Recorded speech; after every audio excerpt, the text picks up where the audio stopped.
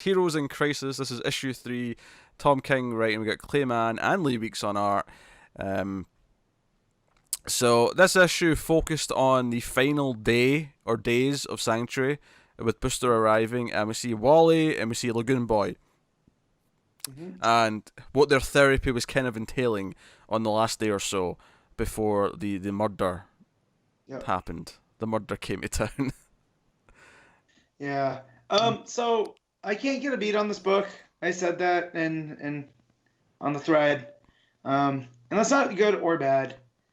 Just I came into this book thinking it was going to be akin to a Crisis, right? Where it's going to be this big story, which it is. And, by issue 3, we're going to know the major, things. And we still don't, as far as I'm concerned. This is 12 issues, right? Oh, 9 issues. Oh, so we're a third through. And I feel still like I have no opinion on this book. Yep, me too. I know the art's great. Oh, yeah. I know that much. Like, I'm enjoying the art. Can't fault the art. No, the art's immaculate. The pages here, and I didn't look who did which page, but, like, the breakdowns here, how they're done in the grid style. Yeah, I think Clayman did just the grid pages at the start and the end, and the rest is Weeks. Yeah, and then Weeks, so... There's a panel or a page where Booster's talking to himself, and I'm reading it going, well, which one's the real Booster? Because it's the Kryptonian technology that mirrors, it gives you what you want to see. And over the course of that page, I bounced back and forth which one was the real Booster. That's interesting, because I always thought I had the right one. Yeah. So I was like, okay, well, this is interesting. And then the chaos starts to happen and things get mixed up. And I just thought, like, that was a really fun page. Like, that was, I felt like the art combined with the story, neither was a heavy lifter there. Like, it was beautifully together. I think there's a lot of single pages in this issue that are great on their own. Just about everything with Wally, like, in the VR with these kids, it was like, oh, come on, stop breaking my heart, King. Stop it. Stop this right now, you bastard. I didn't want to be alone. That's why he's at Sanctuary. Yeah. Oh my god, I'm not going to say if I cried or not, but it hit. I'll say this though, obviously we've mentioned since the start that time travel to fix this is a possibility because of Booster Gold. Yeah. This issue has clearly introduced another out, that all of this is VR, right? Yep. That's another out now. We have 2 outs at the end of this. So far, the only lasting thing I can see from this is the death of Roy. Because it's been impacted. If this is VR, which I don't think it can be, given like what Matt's saying there, that we've seen Roy's death affect other areas of the world. No, that's true. That's true. If it is VR, who's in Sanctuary experiencing this? Whose VR experience is this? Harley, because she's the killer. Is she? Here's my take. She's a killer. A killer. There's not just one. Sure, okay. Yeah, they all killed each other. With chaos. I can see that. I think, something. But I definitely think time travels with... As far as Booster's concerned, I think that by the end of this, we'll get a classic interpretation of Booster. I think whatever his issues were will be fixed. And I feel that's King telling that story. Actually, just started with the gift. To go back to something that we sort of brought up there for a second ago, is that Roy's death has been mentioned in other books. It's had a knock-on effect. Has Wally's death actually been mentioned outside of this book? There were potential allusions to it in Flash. Yeah. But it is, I mean, the books that Roy has been mentioned dead in are the ones that, it has to have, the ones that directly affected it. Wally's death only really has to affect the Flash in the same way that Roy's has affected, Green Arrow. Because Dick being shot in Batman has had its effects, right? Yeah. Donna admits that she went to a funeral for Roy, but why does it make sense that she knows about Roy, but she doesn't know about Wally? Which makes you think that Wally, maybe something happens to Wally in Sanctuary, but he's not dead.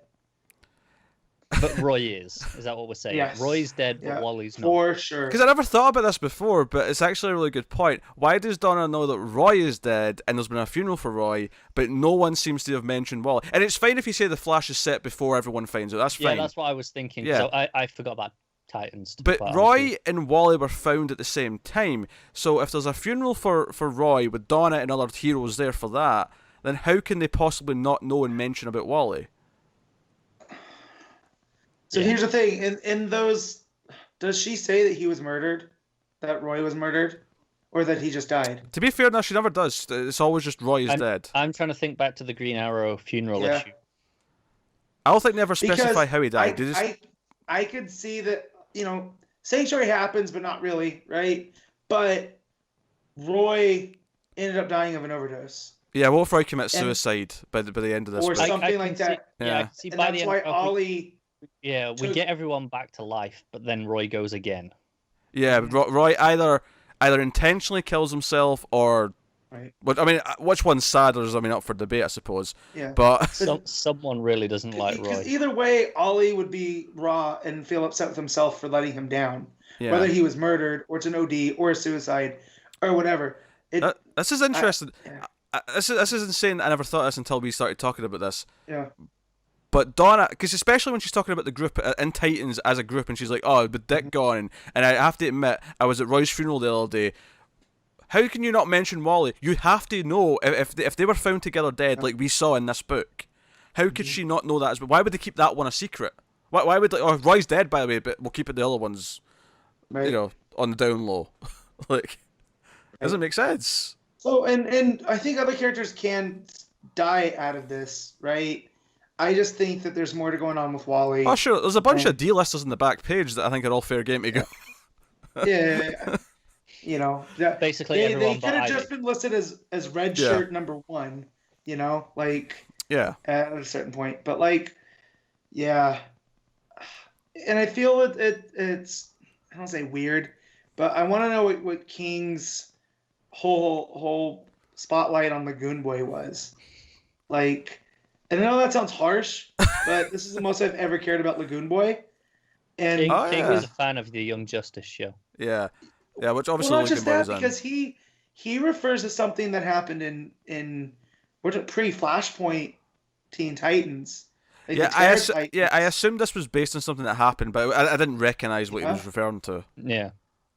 So like that was a story arc I read, when he was on the Titans for like a hot minute, and like, so I appreciate King doing all that homework, but then turning around and making me care about Lagoon Boy, like that panel where he inflates himself like a pufferfish. He's like, oh, well, that's new. Yeah, well, that's a good thing, though, right? I mean, you sound like you're complaining, but it's a good thing you care about Lagoon Boy. It's kind of like one of the things about Identity Crisis that always gets me is how in the first issue of that book, it made me care so much about Dimney and so much about his wife. Two characters who, before I read that, I mean, they existed. They were fine. I didn't really think about them. It was Plastic Man and plus. You know what I mean? Like Elongated Man. It's like, well, why do we need Elongated Man when we have Plastic Man? It made them a character. I think for all the things you can levy at this book, if you want to, for because I do feel like this is one where if you read it as a whole at the end, it's probably going to work a lot better than it is month to month. Yeah. Well, because I don't feel like it's paced to be a mystery. I feel like, well, maybe if it is paced to be a mystery, but once all the pieces come out, then it pulls together. But not in a mystery in that way like Identity Crisis was, where you're piecing it together alongside Batman. It's not like there's a red herring every issue that's like, hey, this could be the killer, or this could be that. Right. It's just a little frustrating to read monthly in that individual moments are pretty good, but then, like I said, we're a third of the way through the book, and I don't feel like I've gotten anything out of it yet. The thing is that I feel like this is one where you could say, oh, this is probably better as an event graphic novel. But because of the way the industry works, we don't have event graphic novels. We have out-of-continuity graphic novels, and we have, if it's something that's in continuity, it has to be a serialized book. It has to be single issues. It's the sort of thing that I feel like maybe if we'd waited and got let the artists finish it and put this out weekly. Yeah. Maybe because that's the next best thing. I get, okay, we can't do a graphic novel, but I feel monthly this is kind of a drag in the sense of the pacing. And it reads entirely too fast for a monthly book. Like, Yeah, that's what I was going to this is say. the I mean, you could say the yeah. pacing's a drag and the wait between the issues is a drag, Yeah. but the actual pacing in the book is super fast. Like I read this so quick. No, I don't mean the reading pace. Yeah. I mean the story pace. In Yeah. terms of No, where we're 3 Yeah. issues in, and I feel like we've done But nothing yet. but I feel like we get through it and we read it and it reads all fast, and now we have to wait another month for the Yeah. next one, or a month plus, whatever it ends up being. That's So been pretty consistently on week 4. That's I a think. month. Yeah. yeah, It moved to week 5 that 1 month because it was a week 5, but that's Yeah, but, fine. yeah. Yeah. Whatever. yeah, I won't criticize it for that. It's been consistent so far. Yeah. yeah, and that's where I hear a lot of people, like a friend of mine at the shop's like, yeah, I'm done with it. I don't have time for this, and I fully understand that. But It's a huge difference between this and the other event going on right now in Doomsday Clock, in that where it's 2 months plus between issues, yeah, and every single one I'm satisfied.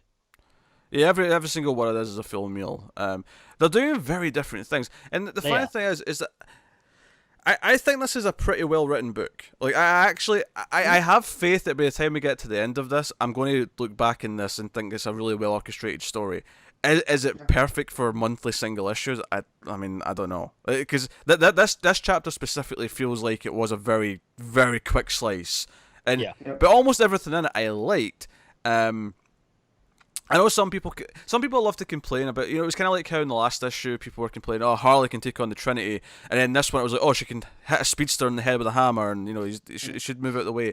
And I'm like, yeah, you can complain about that. I don't know.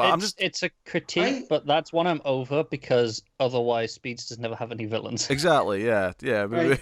Well, it's also like this with King. He's earned it as a writer to tell the story he wants to tell, and I can suspend my disbelief enough that they're at this place in Sanctuary where mentally they're unstable. That's why they're there, right? They're experiencing trauma, so they're not on their A game. So that doesn't work with the Trinity, but here for the Speedster, I mean, he is literally holding his best friend's dead body. Exactly, yeah. Right. He's not looking at her as well. It comes from behind, for the record. Yeah. So he's not really paying attention to the outside world. I mean, it's kind of how Deathstroke attacked Kid Flash back in John's Titans, where he got him to freeze for a half second. You know? And that was enough. Yeah, that's enough. Yeah. So... yeah, I mean, I understand critiques on this, and like my friend that's just over it, he'll probably come back to when it's time. I've been the most negative of us three here consistently out of the 3 issues. I think there are problems. I don't think it's a badly written book, though. I don't think I've ever said that. No. I do not think it works as a monthly book at all. Joey King reminds me of sometimes, and this happens with some of his Batman arcs as well. And it's worked really well with Mr. Miracle because it is this smaller character and he's doing this great thematic, study of depression, right? Is that King reminds me of like a filmmaker who's a bit more art house, who gets given the keys to a big franchise, and then some of us who love good movies love that weird, that entry, but some other people hate it. Like some people swear that Azkaban's the best Harry Potter movie, but there are some fans who think that's the worst movie because it's the weird one. Oh. They're just wrong, because Azkaban is the best. And that's just the best book. That's the first example I could think of. Even though I'm not a big Harry Potter guy, I don't really give a shit. It probably is the best movie because it's cool. He's, King's kind of like Denis Villeneuve, right? Where he can come in, and he can do these big blockbustery feeling things, but then like Arrival, right? It's an alien kind of invasion This is movie. true. Yeah, Jeff Johns does your Independence Day. Tom King does your Arrival. Right. And they're both dealing with the same thing. It's just in the way they choose to handle it. Yeah. And that, Yeah. I feel like, you mentioned Mr. Miracle. I feel like that's a very fair comparison to this book in the way, the style of story that it is. But each of those felt like like Pete had said, it feels like a meal, right? Each issue had a thematic point for that issue. Yeah. And this is what it's doing. But either way, I think we all agree this is not bad, but unsatisfying as a monthly book. Yeah, I got to it at the end of Wednesday morning, and I'm at work, and I'm reading it, and I went, all right, well, I just spent my break reading this, and I feel like I shouldn't have. Like, I should have read something else, So I felt like I did something on my break. Go, is that it? Yeah. Yeah. Did you guys notice the Elmer Fudd, and it was either Mr. Miracle or Vision, in the twins' room in Wally's hologram. I don't believe I Yeah, did. I think it's Mr. Miracle, Yeah, I think it's and there's a turtle in there. yeah. One of someone said that it could be the Vision too, just the way that it with the way that it's shaded. No, I But think it's the cape with the yellow dots. Yeah. With the green cape there. That looks like Miracle to me. yeah, but I thought that was a fun little piece of art in there. Yeah. Yeah, some great art here. I love Wally putting on the expressionless mask. Yeah. Is Yeah. really good. Yeah. Because everyone thought this was going to be a Psycho Pirate mask when we first saw the, Yeah. the cover of issue, including us. Well, it still looks to me like a Psycho Pirate mask. Like it's very, it does that. So the Psycho Pirate mask makes you feel the different emotions, right? This is almost the inverse of that, where it's supposed to be taking away the emotions. Like you're supposed to be blank. Yeah, but it also lets Psycho Pirate control other emotions. So Right, and I'm not saying there's control, but I'm feeling like it was definitely inspired by that mask. Oh yeah, I feel like the thematic link here is that this is supposed to let you take control of your own emotions. Right. That's thematically what they're doing here by having a Sacred Pirate style mask. Can we talk about the fact Also, that you can the rules are like, well, you don't have to wear it. If you want to, you can, but you're supposed to be anonymous. So I don't understand how that little piece. well, plays it's into basically the if you want to be anonymous, you can be anonymous. If you want to Right. interact with others, you can. If you don't have to. So we learn a little bit more about Sanctuary in that sense, in terms Just of the On that, who functioning. was that? Giving Booster that mask and giving him that speech. That is Those are the puddlers. Yeah. So I thought the whole point of Sanctuary is that it's all automated. Those I think they are. yeah, I think they're Those are robots. bots. Okay. I thought they were robots modelled after the Kents and Lana. Honestly, they were Yeah, giving me that vibe. That's Yeah, I was getting the Kents from it, but that's why I was like, what's going on here? Yeah, I think they're robots. I think they're androids. What if this all turns into, right? King keeps mentioning the technology behind all of this. What if this goes Whedon Astonishing X-Men with the Danger Room, and Sanctuary ends up the one that's responsible for all this? If I that could see happens, it. I'd be a little upset. Because I just have that with the puddlers, the whole graffiti on there. Now we're getting to know these. They're based off the Kents and Lana, and they keep mentioning like it's Kryptonian tech with Batman's programming and Wonder Woman's compassion. That keeps being driven home. I can see it being a tech thing, and ultimately, I mean, is this some kind of weird simulation to see how they can, Yep. fight the heroes or something like, and then, obviously, ultimately, the heroes will save the day because that's just it's comic books, but that's interesting with the possible casualty of Roy, as we have discussed. Right. he's a goner. I also think that the Harley that we get coming out of this is going to change Harley from what we know her as. Where I've said this before, to where it's going to be probably more in line with. It wouldn't surprise me if there's like a new Harley book, like, or a relaunch of some sort. When this Yeah. book Are you ends. thinking more in line with the solo book Harley and kind of shift away entirely from the Suicide Squad version? Yep. Yeah. So whatever it is, I feel we'll get a streamline. This is the Harley that we deal with all the time because that's been our main complaint since Rebirth. Is it feels like there's like 3 different Harleys at play, depending who's writing her, and I just feel like if they're gonna do an editorial shift, see if they're gonna go just full anti-hero Harley, where she is kind of an ally to the heroes now, and she's not, she's that's fine. Yeah, that's fine. I'm fine with that. Just pick it and stick with it. Yeah.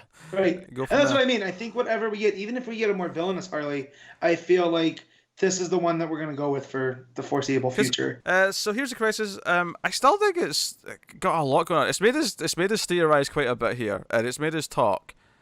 And I think the art's really nice. I think there is good storytelling going on in here, and I do think that when it's all said and done, we're going to have a much more positive opinion. I hope. Maybe. Overall. Oh, I agree. Yeah. There's been very little from King that I haven't liked. I mean, Yeah. he made an Elmer Fudd Batman crossover fun to read. That was fantastic.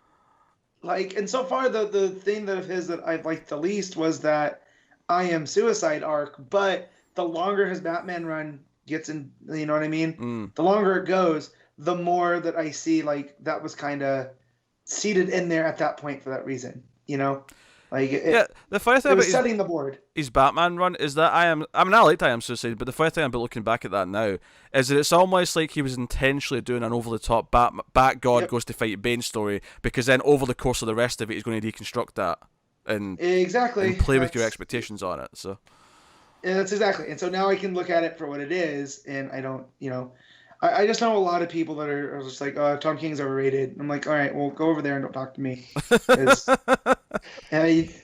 you could not like him, but don't say he's overrated because he's doing some fantastic work.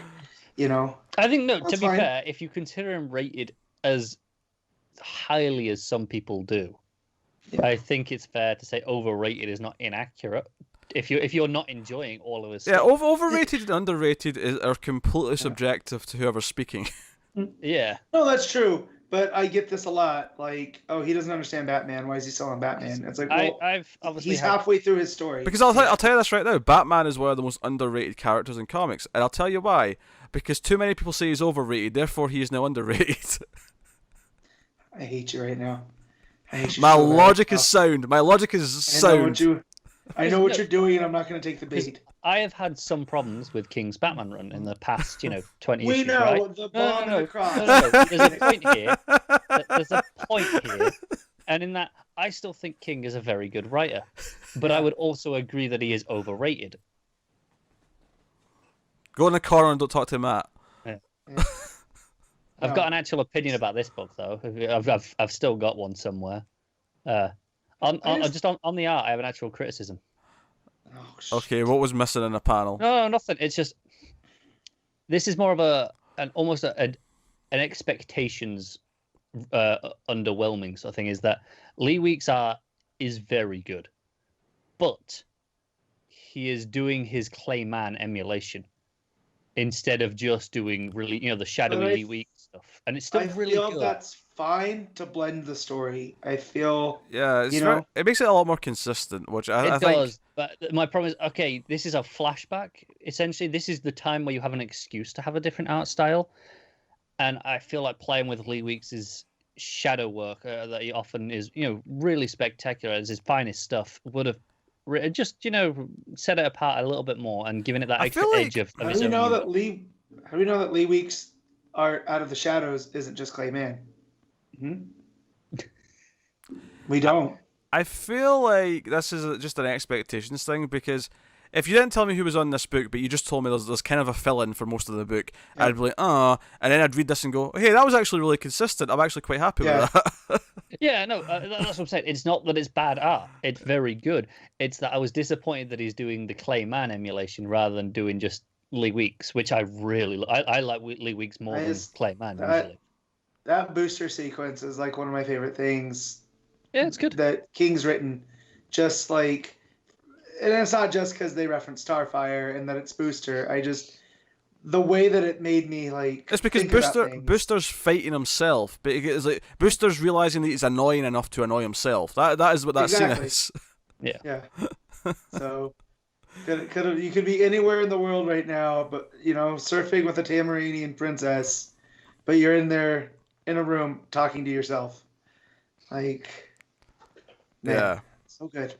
Of course, our Roy Wally theory is going to be shattered in like a week or two's time when some book mentions Wally's dead. But as of right now, Yeah. Roy's the only if- major death sticking in If this. they do that, cool. Like, keep it consistent, though. Like, I don't want But also editorial don't to kill ruin all Wally. this. Yeah, but also that don't kill too. Wally, yes. You know. Don't you dare. Don't you dare. That's why I think when King was asked and he said, oh no, the deaths will stick, I think he was being coy, because what he really means there is the deaths by the end of the book will stick. Some deaths will stick. Yes.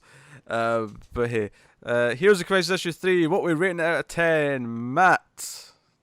So it's still really good, but it's not like super amazing, but it's still enough to earn an 8. I can see the logic there. Connor? I'm going with a 6. 6. Ah, so Good moments, but it doesn't come together for me. Connor went low. What a shock. See, yeah, I'm kind of in the same boat with Matt here, where I'm like, I have critiques just because it feels like a really quick slice of something. But it has several great moments, and the art's still fantastic. So, and I'm still very intrigued about where it's going emotionally. So I'm going to agree with the 8. I'm going to stick with the 8. I'm still looking forward to more issues of Heroes in Crisis. I'm not someone who's upset about it. So as of yet, and again, this is me having the firm belief that Wally is not going to be staying dead.